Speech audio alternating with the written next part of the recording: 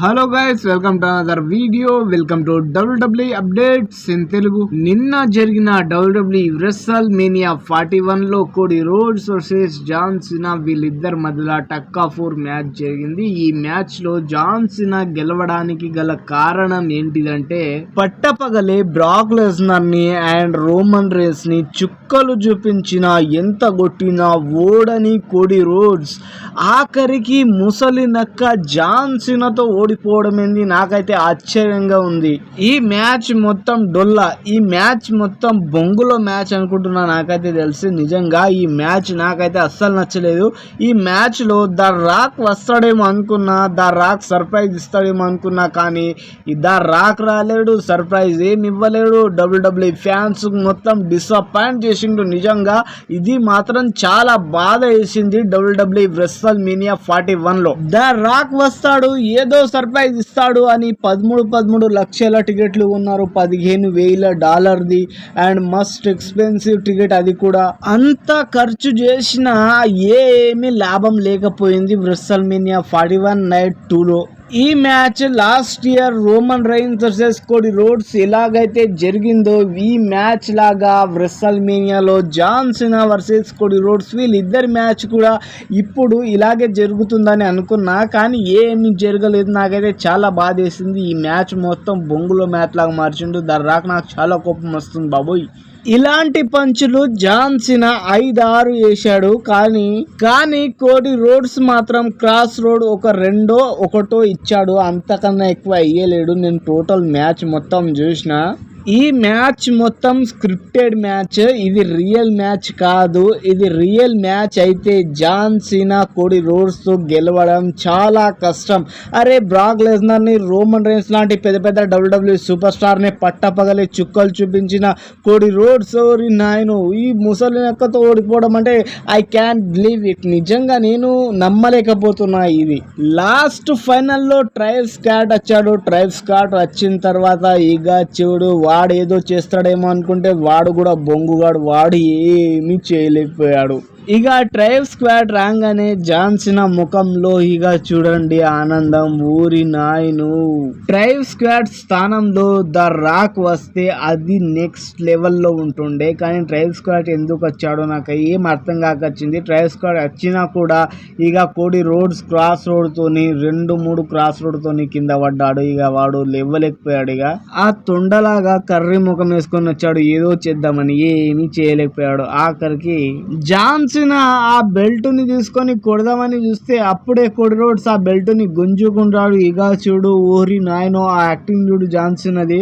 John సినా గాడి acting same to same. నన్ను గొట్టకురు దిట్టకురు బావో సుబ్బుల బావ అన్నట్టు ఉంది. అది కోడి రోడ్స్ గాడేమో జాలి చూపుతాడు. ఇక కోడి రోడ్స్ గాడు జాలి చూపంగానే ఇక జాన్ సినాకి ఇదే మోక అనుకోని ఇక జాన్ సినా సెంటర్ వికెట్ పైన గుద్దుతాడు. ఆ తర్వాత కోడి రోడ్స్ ని పిన్ చేసి and the new 17 time WWE world champion John Cena గెలుచుకుంటాడు రెసల్ మేనియా 41 నైట్ 2 లో.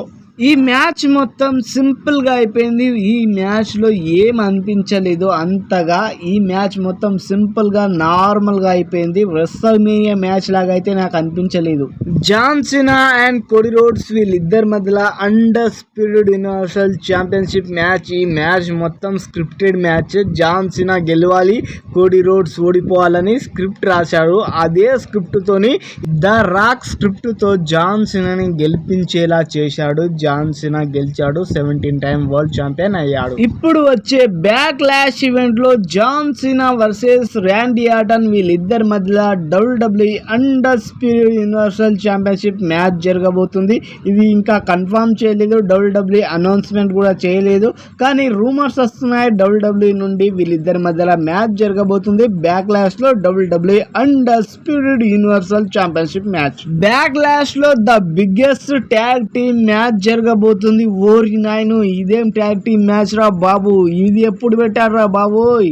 Roman Reigns and CM Punk versus Bron Breakker and Seth Freakin Rollins, వీళ్ళ నలుగురి మధ్యలో మ్యాచ్ జరగబోతుంది బ్యాక్లాష్ ఈవెంట్ లో. ఓరి నాయను ఇది ఇంకా అనౌన్స్మెంట్ చేయలేదు, అనౌన్స్మెంట్ చేసిన తర్వాత చూడాలి. బెయిలీది WWE కాంట్రాక్ట్ ఓన్లీ 6 months మాత్రమే ఉంది, ఓన్లీ హాఫ్ ఇయర్ మాత్రమే ఉంది. ఆమె WWE నుండి వెళ్ళిపోతుందో లేకపోతే రీసిగ్నేచర్ చేస్తుందో చూడాలి బెయిలీని. రూసేవ్ WWE లో ఓరి నాయను అలాంటి బాడీ ఫిజిక్స్ తో వచ్చాడు, చాలా డేంజరస్ బాడీ ఫిజిక్స్ తో. ఇలాంటి బాడీ ఫిజిక్స్ తో WWE లో ఇప్పుడు ఈ జనరేషన్ లో ఎవరు లేరు రూసేవ్ తప్ప. నిజంగా చాలా డేంజరస్ బాడీ ఫిజిక్స్ తో వచ్చాడు రూసేవ్ ఓన్లీ 2 సంవత్సరాలే WWE తో కాంట్రాక్ట్ సిగ్నేచర్ చేసుకున్నారు. ఓన్లీ 2 సంవత్సరాలే WWE లో ఉంటారంట, ఆ తర్వాత ఏమో ఎవరికి తెలియదు. ఒరే రూసేవ్ గా నిన్ను మాత్రం అస్సలు వదలదు ఈమె. రామేశ్వరం వెళ్ళిన శనీశ్వరం వదలనట్టు ఇక చూడు లానా ఎప్పుడు రూసేవ్ చుట్టే తిరుగుతూ ఉంటది. AEW లో జాయిన్ అయితే రూసేవ్ తోనే AEW లో జాయిన్ అయింది. ఇప్పుడు WWE లోకి రూసేవ్ రాగానే ఇక నేను కూడా WWE లోకి వస్తా అని లానా అంటుంది. ఊరి నాయను ఈమె మాత్రం వదిలిపెట్టదు రూసేవ్ ని. ఊరి నాయను మనీ ఇన్ ద బ్యాంక్ వచ్చేసింది బాబోయ్, మనీ ఇన్ ద బ్యాంక్ వచ్చేసింది. లాస్ ఏంజలస్ లో జరగబోతుంది money in the bank Saturday night June 7 Los Angeles లో. ఊరి నాయను బిగ్గెస్ట్ సిటీలో బిగ్గెస్ట్ ఈవెంట్. ఈసారి మనీ ఇన్ ద బ్యాంక్ ఎవరు గెలుస్తారని అనుకుంటున్నారు? నాకైతే తెలిసి సెత్ ఫ్రీకెన్ రాలిన్స్ గెలుస్తాడని అనిపిస్తుంది. Thank you for watching this video. Like and share and subscribe my channel. Thank you guys, love you guys.